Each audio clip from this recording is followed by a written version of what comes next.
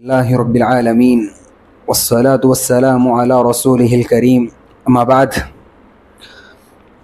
محترم بھائیوں، کل کے درس میں ہم نے یہ بات سنی تھی کہ غزوہ تبوک میں کس طرح 3 ثابت الایمان صحابہ، صادق الایمان صحابہ کسی بہانے سے، کسی غفلت کی وجہ سے جنگ سے پیچھے رہ گئے تھے، اور وہ 3 صحابہ حضرت کعب بن مالک، مرارہ بن ربیعہ اور ہلال بن امیہ، ان تینوں کا قصہ ہم سنتے آ رہے ہیں۔ اور جب پیارے نبی کے پاس یہ پہنچے، غزوہ تبوک سے آنے کے بعد پیارے نبی کے پاس بہت سارے لوگ آئے اور جھوٹے بہانے پیش کر کے بچ گئے، لیکن یہ 3 صحابہ تھے جنہوں نے جھوٹ کا سہارا نہیں لیا، بلکہ صاف طور پر اقرار کیا، اعتراف کیا کہ اللہ کے رسول ہماری کوتاہی ہے جس کی وجہ سے ہم پیچھے رہے اور جنگ میں شریک نہیں ہو پائے۔ پھر نبی نے کہا کہ جاؤ، میں تمہارا معاملہ اللہ کے حوالے کرتا ہوں، اللہ رب العالمین جو فیصلہ کرے گا وہ فیصلہ ہوگا۔ اب ہوا یوں کہ پیارے نبی صلی اللہ علیہ وسلم کے پاس جانے کے بعد اللہ رب العالمین نے حکم دیا کہ کوئی بھی ان سے بات چیت نہیں کرے گا، کوئی بھی ان 3 صحابہ سے بات چیت نہیں کرے گا۔ تو پیارے نبی نے صحابہ کو ایک پیغام بھیجا کہ کوئی بھی ان 3 صحابہ سے بات چیت نہیں کرے گا۔ اب ہوا یوں کہ ان صحابہ سے کوئی بھی بات نہیں کر رہا ہے۔ حضرت کعب بن مالک کہتے ہیں کہ میں نوجوان تھا اور میرے دوسرے ساتھی مرارہ بن ربیعہ اور ہلال بن امیہ، یہ دونوں بزرگ تھے، بوڑھے ہو گئے تھے، یہ اپنے گھر میں بیٹھے رہتے، لیکن میں جوان تھا جس کی وجہ سے بازار میں گھومتا پھرتا، مسجد نبوی کو تشریف لاتا، لیکن کوئی مجھ سے بات نہیں کرتا۔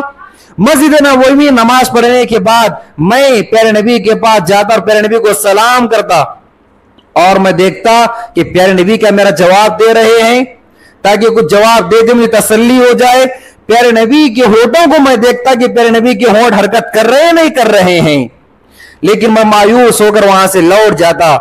میں پیارے نبی کی طرف دیکھ رہا ہوں لیکن پیارے نبی میرے طرف نہیں دیکھ رہے ہیں۔ سبحان اللہ، دیکھیے توبہ کس طرح ہوتی ہے، کتنی تکلیفیں ہیں۔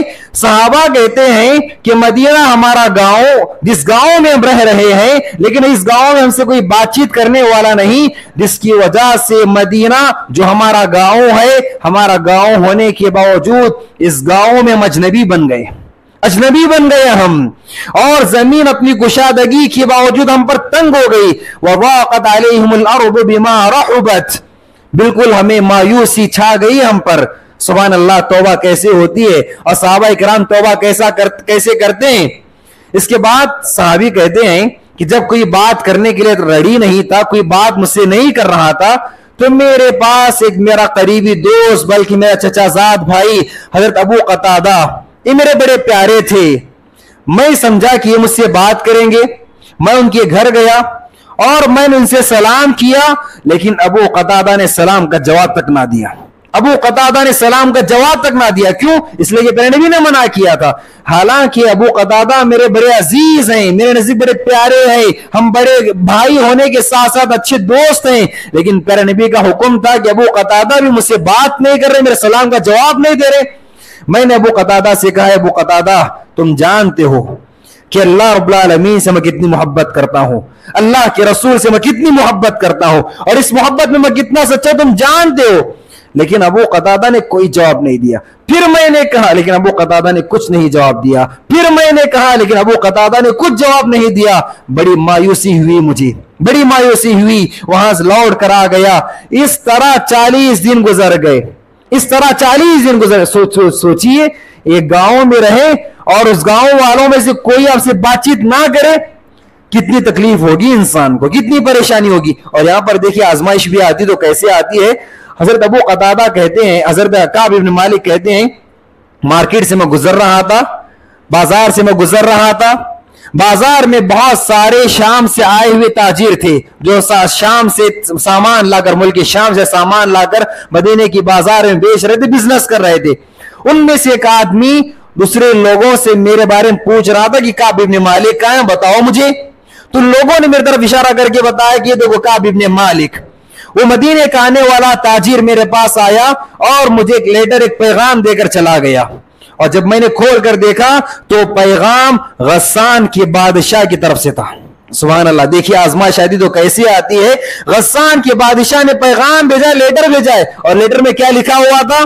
لیٹر میں لکھا ہوا تھا اے کعب بن مالک تم بڑی صلاحیتوں والے ہو, بڑے علم والے ہو, بڑے فنکار ہو, تم بڑی صلاحیتیں تمہارے پاس, لیکن تمہارے ساتھی محمد نے تمہارے ساتھ غلط کیا ہے, تمہارے ساتھ غلط کیا, تم نے کوئی بڑی غلطی نہیں کی, اس کی اتنی بڑی سزا نہیں ہونی چاہیے, اتنی بڑی سزا تمہیں جو مل رہی ہے اس کی تم حقدار نہیں ہو, لہٰذا محمد کو چھوڑو, ہمارے پاس آ جاؤ, عزت کی زندگی ہم تمہیں عطا کریں گے, ہم تمہیں عہدہ عطا کریں گے. دیکھیے آزمائش شدید تو کیسے آتی ہے, لیکن توبہ کرنے پر وہ تھے, ان کے دل میں جو ایمان تھا, سچا ایمان تھا. صحابی کہتے ہیں حضرت کعب بن مالک وہ خط لے کر فوراً میں اپنے گھر گیا اور چولہے میں اس خط کو جلا کر خاکستر کر دیا. 40 دن گزرے تھے, ایک قاصد پیارے نبی کی طرف سے آیا اور کہا کہ اب تمہیں اپنی بیویوں سے بھی الگ رہنا ہے, اپنی بیویوں سے بھی الگ رہنا ہے تمہیں. صحابی کہتے ہیں میں نے پوچھا, پیغام بھیجا پیارے نبی کے پاس, بس بیوی کو چھوڑنا ہے یا پھر طلاق دے دینا ہے, بیوی سے الگ ہونا ہے پھر پوری طرح طلاق دے دینا ہے. سبحان اللہ, صادق الایمان صحابہ, کتنا ان کے اندر ایمان تھا. 40 دن گزر گئے, کوئی بات نہیں کر رہا ہے, لیکن توبہ کرنا ہے, میں اللہ رب العالمین کو منانا ہے, پیارے نبی کو منانا ہے.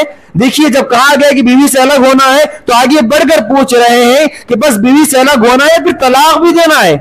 بس کہا گیا نہیں, طلاق نہیں دینا, بس تمہیں الگ رہنا ہے, میاں بیوی کی تعلقات قائم نہیں ہونا ہے, بیوی سے الگ رہنا ہے.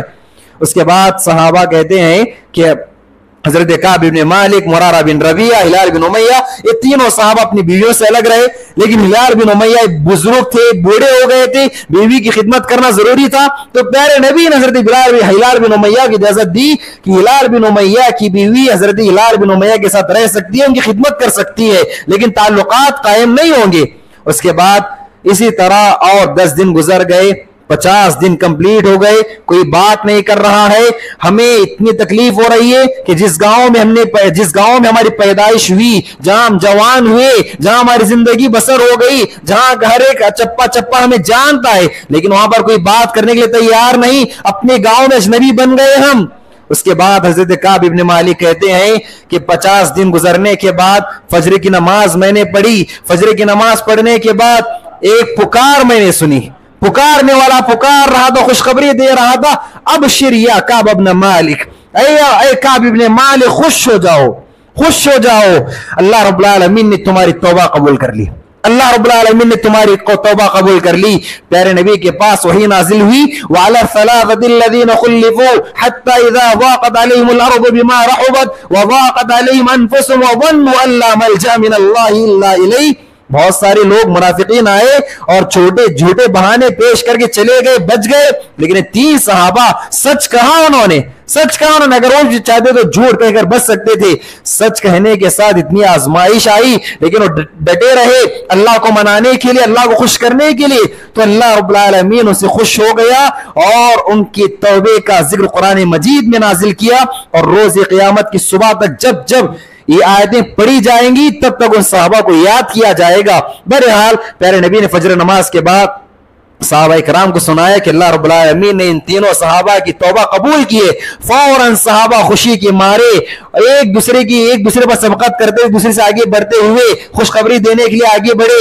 لوگ فوج در فوج خوشخبری دینے کے لیے آ رہے ہیں اور خوشخبری دے رہے ہیں. حضرت کعب بن مالک کہتے ہیں ہر ایک سے ملاقات میں نے کی, اس کے بعد فوراً میں پیارے نبی کے پاس آیا اور پیارے نبی کو سلام کرنے کے بعد اتنے دنوں کے بعد پیارے نبی سے بات کر رہا ہوں میں, اور پیارے نبی کے چہرے کو میں نے دیکھا, میری توبہ جو قبول ہوئی. پیارے نبی اتنے خوش ہیں اور پیارے نبی کے چہرے سے خوشی ایسی ظاہر ہو رہی ہے جیسے چاند چمک رہا ہو, پیارے نبی کا چہرہ گویا چاند چمک رہا ہو, اتنی خوشی پیارے نبی کے چہرے پر. اور پیارے نبی نے مجھے خوشخبری دی اور کہا اے کعب بن مالک, اللہ رب العالمین نے تمہاری توبہ قبول کر لی, اللہ رب العالمین نے تمہاری توبہ قبول کر لی. تو حاضرین گرامی, انسان سے خطا ہوتی ہے, غلطی ہوتی ہے, لیکن غلطی ہونے کے بعد شرمندہ ہو کر اللہ رب العالمین کو منانے اور خوش کرنے کی کوشش کرنا یہ اصل ہے. اور صحابہ کرام کی بڑی بڑی مثالیں ہمارے پاس ہیں. اللہ رب العالمین سے دعا ہے کہ اللہ رب العالمین مجھ کہنے والے کو, آپ تمام سننے والوں کو صحابہ کرام کو سوا بنانے اور اس طرح کی توبہ کرے تو عطا فرمائے. آمین. السلام علیکم ورحمۃ اللہ وبرکاتہ.